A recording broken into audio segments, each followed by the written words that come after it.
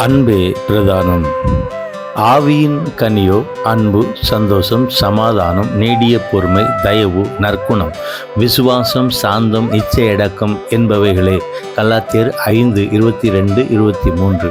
அன்பை குறித்து கர்த்தராகிய இயேசு கிறிஸ்து சொல்லும்போது, ஒருவன் தன் சிநேகிதருக்காக தன் ஜீவனை கொடுக்கிற அன்பிலும் அதிகமான அன்பு ஒருவரிடத்திலும் இல்லை. யோவான் 15:13. அன்பை குறித்த விளக்கம், டெஃபினிஷன் என்னவென்றால், அன்பு என்பது ஒரு உணர்வு. இது எந்த ஒரு பிரதிபலனையும் எதிர்பார்க்காமல் ஒருவன் மற்றவருக்காக எதை வேண்டுமானாலும் இழக்க முன்வரும் உணர்வு. இதில் உயிரை இழப்பது அல்லது கொடுப்பது பெரியது. இதில் ஆணென்றும் பெண்ணென்றும் இல்லை.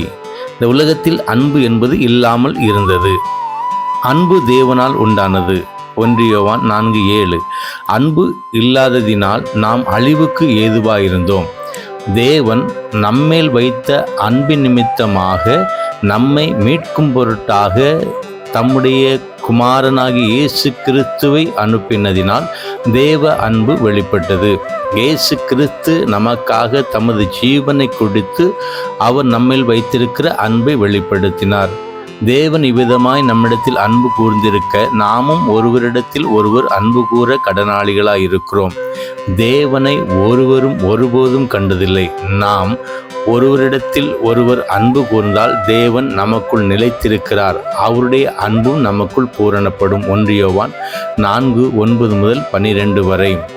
மேலும் 1 கொரிந்தியர் 13:11 இப்பொழுது விசுவாசம், நம்பிக்கை, அன்பு இம்மூன்றும் நிலைத்திருக்கிறது, இவைகளில் அன்பே பெரியது என்று சொல்லப்பட்டிருக்கிறது. தேவனுடைய பிள்ளைகளே, வெறும் வார்த்தையினால் அல்ல, செயலினாலும் உண்மையினாலும் அன்பு கூற கடவோம். கர்த்தர் உங்களை ஆசீர்வதிப்பார். ஆமென்.